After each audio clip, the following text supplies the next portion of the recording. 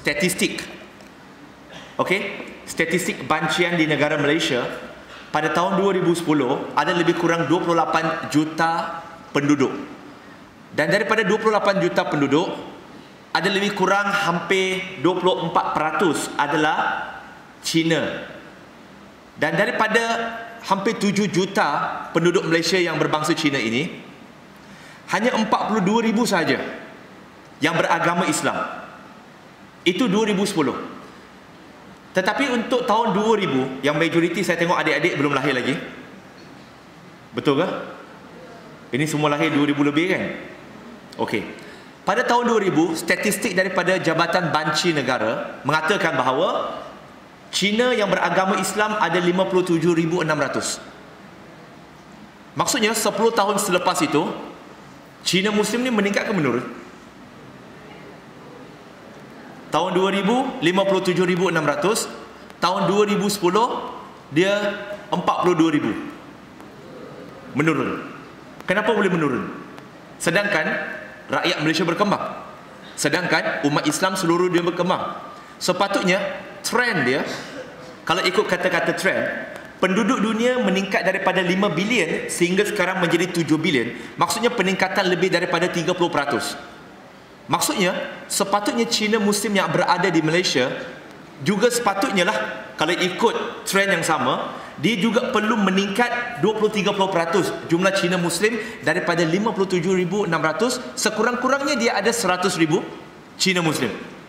Tapi kenapa 10 tahun selepas tahun 2000, Cina Muslim daripada 57,600 dia menurun kepada 42,000?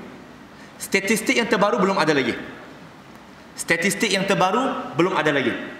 Tetapi apa yang saya nak bawakan kepada adik-adik, tuan-tuan dan puan-puan muslimin dan muslimat, yang saya nak bawakan adalah peranan orang Islam di Malaysia dalam melakukan dan melaksanakan gerak kerja dakwah itu sendiri.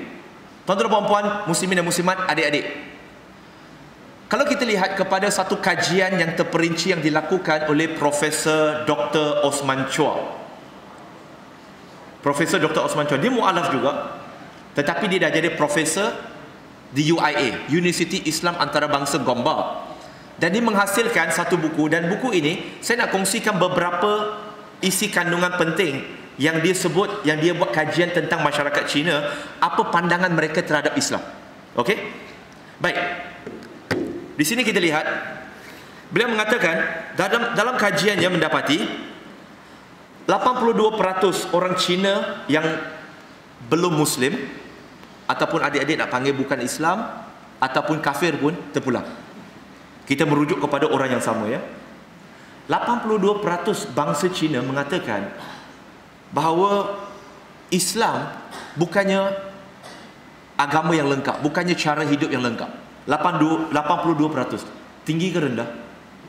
Tinggi. Mereka menafikan Islam bukan cara hidup yang lengkap. Kemudian 88% mengatakan mereka tidak tahu tentang rukun Islam. 88% mengatakan tidak tahu.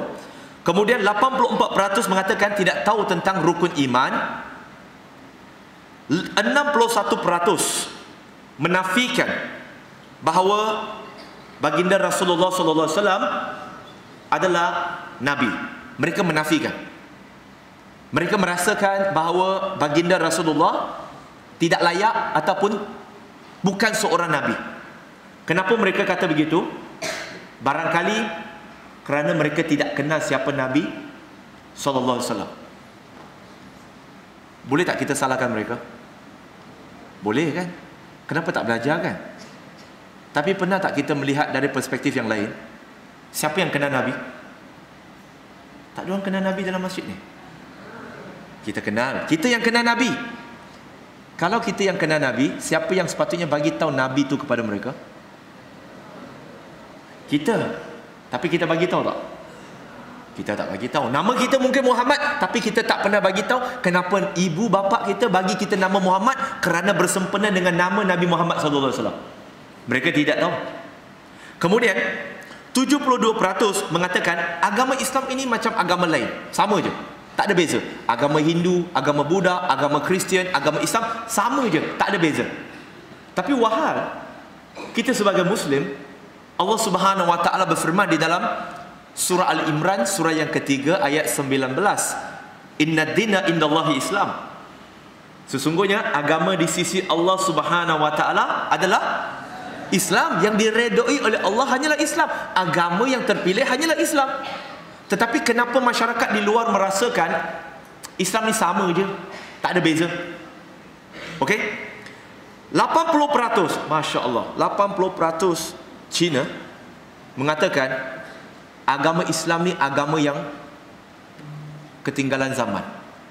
Dah tak laku dah. Orang kata dah expired. Inilah buku yang ditulis oleh Profesor Dr. Osman Chua. Tak nampak sangat kan? Preaching to the non-Muslim Chinese in Malaysia.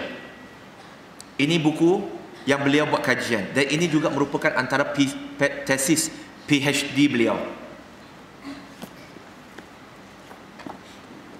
Dan ini juga buku The Chinese Dilemma yang ditulis oleh seorang yang bukan Muslim. Dia menulis tentang perangai dan sikap orang Cina terhadap Islam, Melayu dan isu-isu lain. Okey? Kenapa saya nak bawa semua ni untuk tunjuk kepada adik-adik, sedangkan saya tak perlu pun nak tunjuk? Sebab nak bagi tahu kepada adik-adik, kita nak menjawab kepada mereka yang mengatakan 80% tadi yang kata agama Islam ni agama yang ketinggalan zaman, agama yang mundur. Adik-adik, tuan-tuan dan puan-puan, agama Islam ni agama yang mundur ke? Tapi setakat kita jawab tak, adakah mereka akan terus percaya? Bagaimana kita nak membuktikan kepada mereka bahawa agama Islam bukan agama yang mundur? Cabaran kita hari ini adik-adik, nak cakap angka pun boleh jugalah sebab rasa cukup tua dah saya.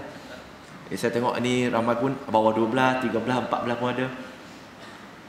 Sebab hari ini adik-adik, cabaran yang kita hadapi hari ini adalah mereka bukan sekadar nak dengar kita cakap, tak. Mereka nak tengok bukti. Mereka nak tengok bukti, betul ke tidak? Mereka nak tengok bukti. Kita tak boleh sekadar kata tak. Tetapi mereka nak tengok dari segi manifestasi kita. Adakah Islam itu agama yang kehadapan ataupun agama Islam ini adalah agama yang mundur? 80% mengatakan Islam agama yang ketinggalan zaman, agama yang mundur. Dan saya secara peribadi dah berjumpa dengan ramai yang belum Muslim, dan mereka kata, dan mereka bagi tahu kepada saya bahawa Islam ini ataupun agama-agama lain ni nak guna kitab yang telah diberikan 1000 tahun, 2000 tahun, 3000 tahun, tu semua kitab-kitab lama. Waktu itu orang tak pandai. Bila orang tak pandai, dia perlukan kitab. Tapi hari ini kita pandai. Kita ada smartphone. Kita ada AI, Artificial Intelligence. Tahu tak Artificial Intelligence? Kita ada.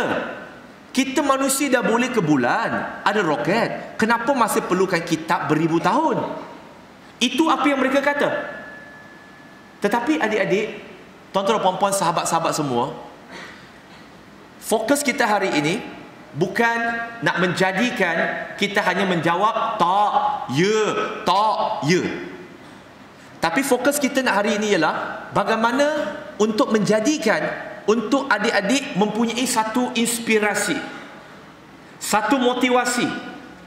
Selepas tamat pengajian, menjadi seorang ustaz, menjadi seorang ustazah. Bagaimana bukan setakat sahaja mengajar di dalam masjid yang perlu diteruskan, tetapi dia juga menjadi seorang murabbi yang turun ke jalanan, menyantuni masyarakat yang jauh daripada agama. Adik-adik muslimin dan muslimat, ada tak sahabat-sahabat adik-adik yang beragama Islam yang jauh daripada agama Islam? Ada ke tak? Sikit ke ramai? Ramai kan? Mereka jauh dengan masjid ke dekat dengan masjid? Mungkin rumah mereka depan masjid tapi tak datang masjid. Mereka jauh. Bila mereka jauh, macam mana kita nak dapatkan mereka datang? Kita buat kain rental, kita buat promosi. Tidak, adik-adik, sebab mereka ada satu masalah pada sini. Masalah mereka ialah mereka merasakan mereka tu pendosa yang tak layak datang ke masjid dan surau.